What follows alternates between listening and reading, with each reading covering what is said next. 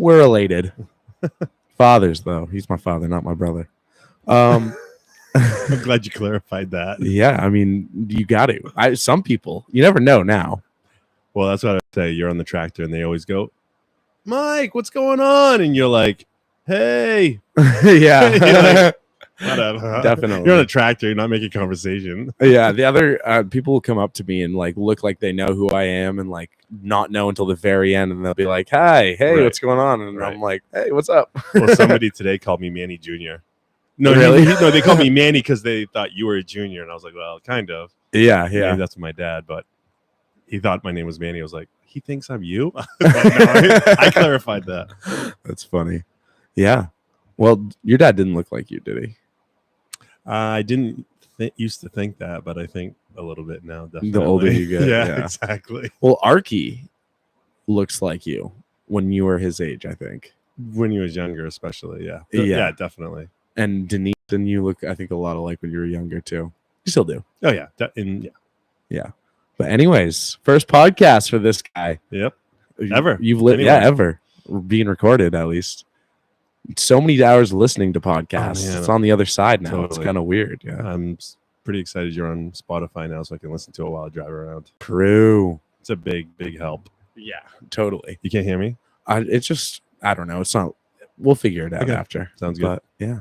So, this is for class of mine, for John Daigle.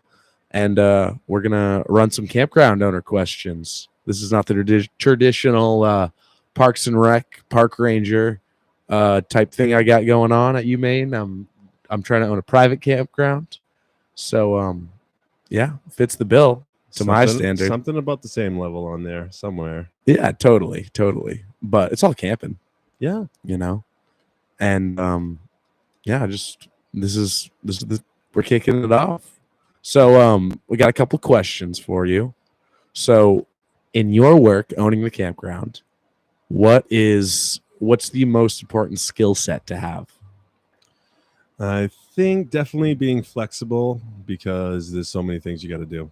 Yeah. And it's probably with any business, really. I mean, you're looking at a campground, but any business that you're going to own, if you're going to own it and run it at the same time, you're going to have to know how to do a lot. And there's a lot of facets here. This campground anyway, is really not just one business, because there's there's a whole cleaning crew and there's a whole pub restaurant crew. And then there's a store which has a bunch of employees. That's a bunch of businesses within a business. If we had a campground, like maybe a park for the state or federal park, they're running a campground. And they have a cleaning crew, but there's not a restaurant typically. Yeah. There's not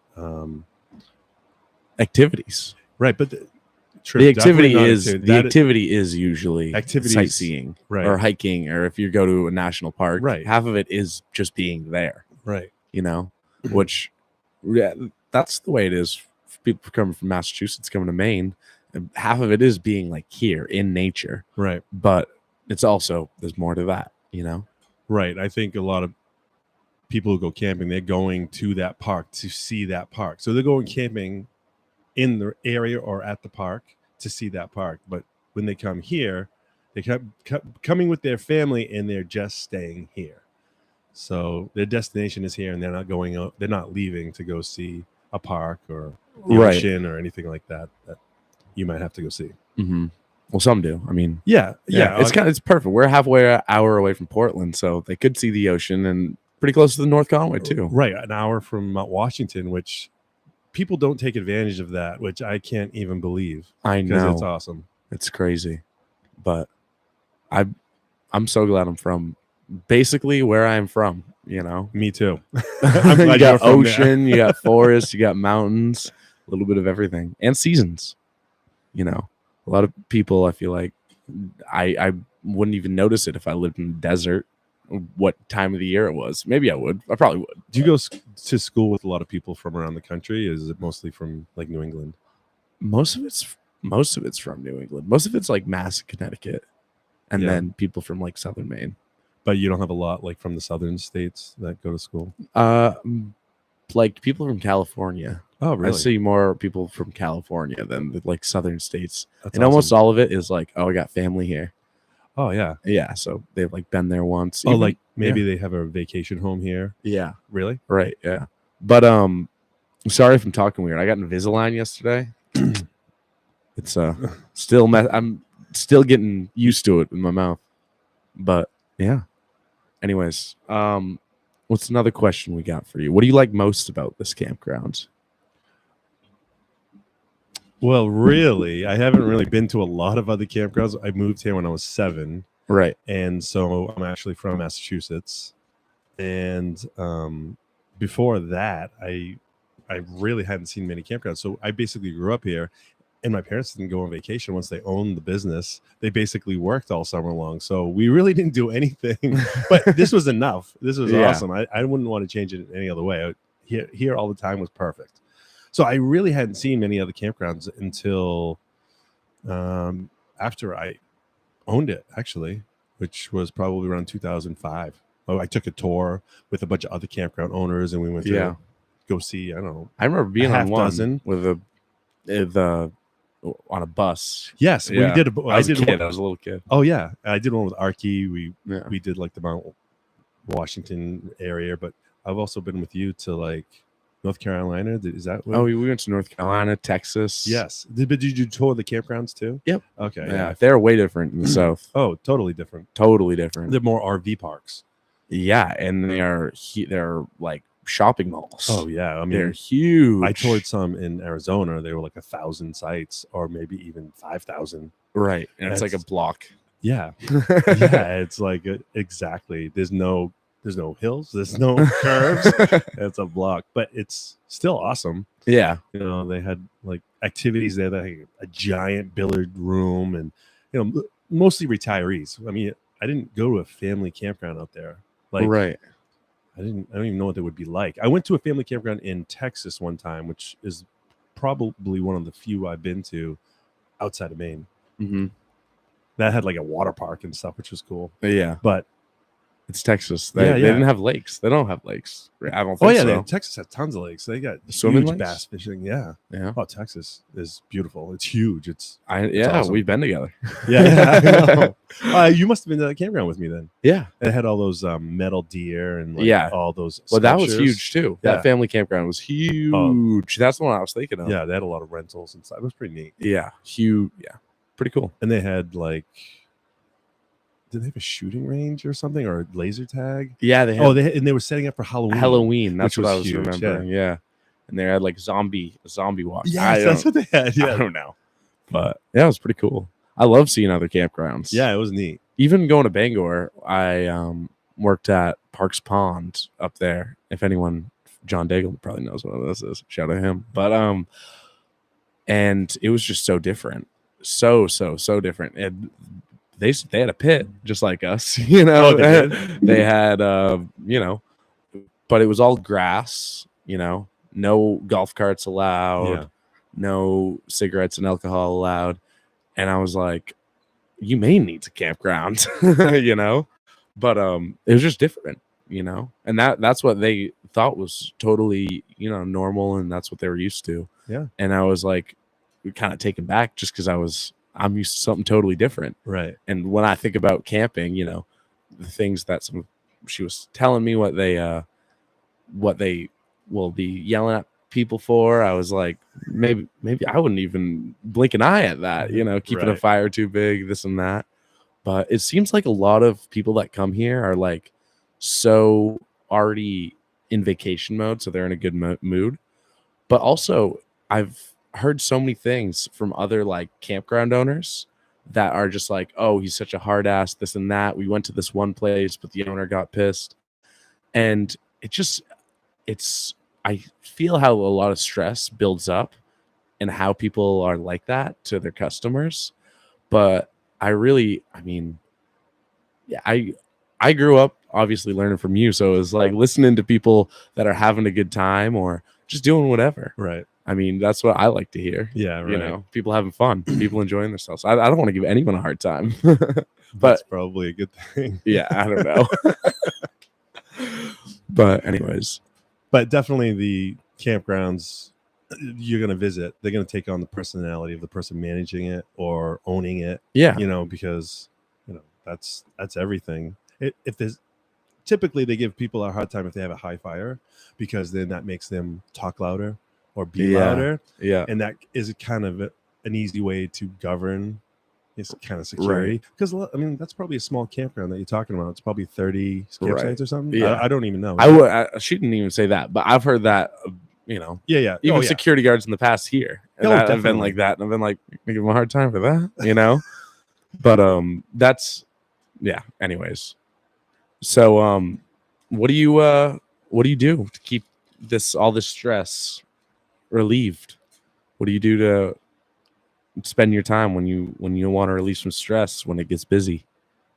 During the summer, I guess I don't have a lot of time off, and it all depends on who's working. If I can take time off, if I have a good structure of employees and it's rolling. This first couple weeks of summer is where you figure it out. Mm-hmm.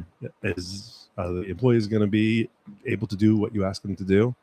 And then once that happens and you have people in the position where they can actually do everything you're asking them to do, then you can leave them alone and feed them anything they need and keep them happy, and hopefully it all goes good, and then you can take a day off and enjoy it. And typically I like going on the pontoon in Sebago Lake. I love doing that obviously with the whole family, but now it's so hard because you guys all work here. Yeah. And it's not fair. Yeah. I want you guys to have the same day off as me. Me too. I want to hit the pontoon boat on Sebago. I know. I love doing it. It's really hard to rent them now, though. Really? Yes. So many people are doing the same thing. Yeah. And even on a Tuesday, which is typically my day off. But no, it's not easy. Yeah. Past few years have not been easy. And obviously, if you rent it ahead of time, you don't know what the weather's going to be like. So, right. You just got to pick the right day. Yeah, I know. Get lucky. Well, if you got one day. Yeah. Sometimes in Maine, you get 1 week of summer. Right. The rest of the time, it's like not that warm or rainy. Mm-hmm. Knock on wood. Let's not hope that's this summer. It's been good this summer. It has been. It's been kind of a cool spring, but it's been great to work. Yeah, totally. Yeah. So you moved here when you were 7. Mm-hmm. When did your parents, they came up here knowing they were going to buy a campground? Yes. Did they drive up from Peabody saying, like, we're going to check out this campground and buy it? We're going to check out a bunch of campgrounds and think about it? Like, well, were you driving down the road? My mother and father my mother worked for an ear, nose, and throat doctor. There were 3 doctors in that doctor's office in Peabody. And they basically said, Maria, you are a very hard worker. You're like the hardest worker ever, and you do so much for us. You need to own your own business. And she loved them. They loved her. They were really good to her. So they said, we're going to put you in touch with our business advisor and see what he has to say. So then, of course, he fell in love with my parents too. Yeah. And so he says, I did some thinking, and I think you guys should buy a family campground in Maine. And so I guess they were like, okay. The only time we ever went camping is we took a motorhome. We took a motorhome. I don't even know how we got the motorhome, but there were like 15 of us. Right. And we were all in this kind of a small motorhome, all mostly teenagers, and me. I was the youngest of our big family. And we went to Montreal to visit a cousin that we had up there. And that was pretty much it. 3 days in a motorhome. We would stop at night to camp. At random campgrounds? Yeah, I guess so. I mean, we wouldn't stay at the campground. We were just stopping to sleep, and then we'd get back on the road and drive because there was 15 of us. So yeah. I guess they wanted to get there quick. And we do have pictures. I don't remember, but we do have pictures of doing things. I think we went to like a zoo or something, but I think we did that once we were in Montreal. But anyhow, it was fun. Right. I still do remember it, and obviously probably from pictures. Yeah. I read this newspaper article on the wall about your father, and he said, like, I didn't know the difference between a pop-up and a trailer when I first bought the campground, you know, but you figured it out. Yeah, it didn't take long. Right. Back then, especially, there weren't really that many. There was like a few models. Yeah. And actually, the weird ones, the Apaches, they had plastic sides. So they were basically a pop-up camper, but they were like a camper. Yeah. The ones with pointed tops? No. Well, they had those too, but so they were like a camper, but they popped up. They didn't have fabric. Right. That was a popular thing back then. Yeah. So anyway, I was still in the middle of my story. Yeah. So my dad worked at a leather factory, Mhm. obviously a hard worker too. He worked for like a guy that sold leather to Kodak Gelatin to make film in Peabody. And so basically, To make film? yep. Yeah. Leather. Yeah. Gelatin. Yeah. And then Kodak Gelatin, I guess, is what he would sell the film to. I think that was the company. And so then they found out that Lakeside Pines was for sale over in Bridgeton. And so they went and they looked at it and they said, okay, yeah, we like this. It's awesome. It's in our budget. And they went to go buy it, and they sat down and signed the papers, and the people who were selling it decided not to sell it. So they're like, oh, geez, here we go. So then they couldn't buy it. And then they went back and went back to the drawing board. And then this campground came up for, I think it was at auction. And they got it at auction. But this campground was really run down. The one that we own now, it was a turkey farm. And there was like the slaughterhouse was a slaughterhouse and a freezer. And it was all looted and everything was broken. And it was bad. Like I remember a skeleton being in front of the activity center. Like, I don't know what it was, a coyote, a fox, a dog. Yeah. It was something like what the heck is that? And it was a turkey farm. So there was probably all kinds of rats and stuff, you know. And yeah. It was really bad. Super rundown. Have you ever seen pictures of when we first bought it? A couple. Because it's really rough. It's nothing like it is now. Right. Other than the lodge. The lodge, that house is pretty much the same. Yeah. And that didn't stay looted? Was that looted when you guys there was no furniture in it and broken windows and right. They auctioned off everything before we got it. Right. Like not long before we got it, actually. Uh-huh. Like the lodge had tons of like trophy antlers, hunters. Yeah, he was a trophy hunter. Frederick Adams, which is actually built the campground. I think he's buzzing around here. Yeah. and he had a bunch of like his trophy prizes all on the walls. You could see like the outlines of the trophies like on the walls, like where I see it sometimes. And I think he had a moose up there. I think he might even have buffalo and stuff like that. Right. And so I've never seen pictures of all that. I mean, that's got to be there somewhere. Totally. I know, but somebody must have it. Because like a couple of years ago, we had like a 98-year-old lady show up. She was actually from Silver Lake. She was like, oh my God, I used to spend every summer here when I was 17. And she showed us pictures, and I took her around the lodge. I took her around everything. It was awesome. Yeah, that is awesome. Do you remember me I remember you telling her about it, but so cool. I remember you telling me a story. She told you like that the owner owned the Boston Bruins. No, yes, yeah, right, yep, yeah. And so it wasn't Fred Adams though. No, I don't know. So what's that? The Adams division is one of the divisions in the whole hockey league. Yeah. It's the oldest division, I guess. I don't really know a lot about it, mm-hmm. but she said she went to Boston Bruins games all the time. Anytime she wanted, they would go. Yeah. Because Frederick Adams owned the business with her dad, and Harold Moy, I think was his name. Okay, yeah. And I might be wrong on that, but I think that's who it was. And Frederick Adams, obviously, his name was Frederick. When I looked it up about the Adams division, the guy's name was Frank. So I don't know how that was related or if or relative or something. I don't know. This is all I know. So and hopefully somebody else will show up and explain it to me. Yeah, hopefully. that is cool though. Yeah, and I know I got to get a Bruins flag up there. Yeah, definitely. True. Definitely. Bruins flag. He started this just for a turkey farm? I think I don't know. That was a hobby. Like everything here was a hobby. Like he built the lodge for a hunting lodge because he liked to hunt. So he built it so he could come up here with his friends to go hunting. And then he built a fish hatchery and he built the pond. It's a man-made lake, and Chubb Pond is man-made too. Yeah. And so it's all about, I think, hunting and fishing. Right. I feel like, and I think even the turkey farm was like a hobby. Totally. You know, and then he built sites around the lake.